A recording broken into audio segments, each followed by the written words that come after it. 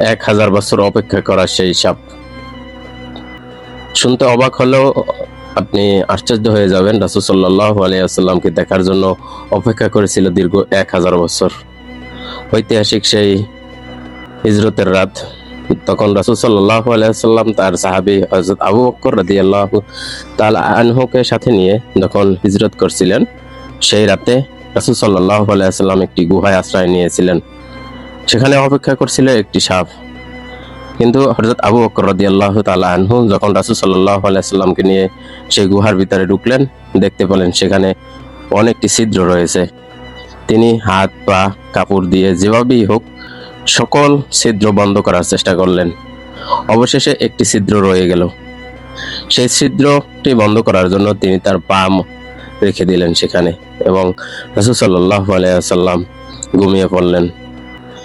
এক পর্যায়ে সাপ হযরত আবু বকর রাদিয়াল্লাহু তাআলা আনহুর পায়ে দংশন করতে থাকলেন, এবং এক পর্যায়ে রাসূল সাল্লাল্লাহু আলাইহি ওয়াসাল্লামের ঘুম ভেঙে গেলেন এবং উঠলেন, এবং তিনি সেই বর্ণনা দিলেন যে তাকে সাপ কামড় দিয়েছে।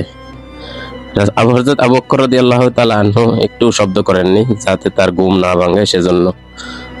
তখন রাসূল সাল্লাল্লাহু আলাইহি ওয়াসাল্লাম ঘুম থেকে উঠে তার পা দেখলেন, রাসূল সাল্লাল্লাহু আলাইহি ওয়াসাল্লামের মুখের লালা যখন তার পায়ে লাগিয়ে দিল, তার বিষ ব্যথা সব ভালো হয়ে গেল।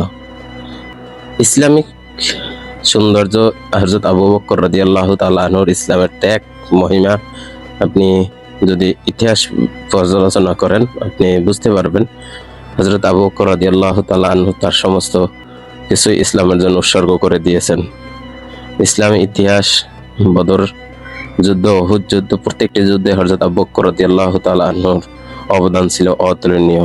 রাসূল সাল্লাল্লাহু আলাইহি ওয়াসাল্লামের ইন্তিকালের পর দীর্ঘ 4 বছর হযরত আবু বকর রাদিয়াল্লাহু তাআলা আনহুর শাসনামল ছিল ইসলামের অতুলনীয়।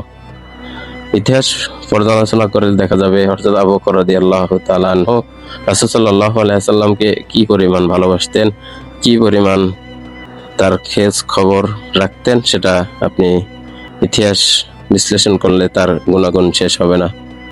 রাসূল সাল্লাল্লাহু আলাইহি ওয়াসাল্লামকে তিনি এতই ভালোবাসতেন, এক পর্যায়ে হযরত আবু বকর রাদিয়াল্লাহু তাআলা আনহুর কন্যাকে তার সাথে বিবাহ বন্ধনে আবদ্ধ করে রেখেছিলেন। আমরা ইতিহাস বিশ্লেষণ করে হযরত আবু বকর রাদিয়াল্লাহু তাআলা আনহুর চলচলন, ইসলামিক সৌন্দর্য বিশ্লেষণ করে যেটি দেখতে পেলাম যে ইনি এমন একজন বন্ধু ছিলেন, রাসূল সাল্লাল্লাহু আলাইহি ওয়াসাল্লামের শ্বশুর হওয়া সত্ত্বেও বন্ধুর মতন ইসলামের ছায়ায় কাজ করছেন, এবং তার পাশে সবসময় ছিলেন হযরত আবু বকর রাদিয়াল্লাহু তাআলা আনহু।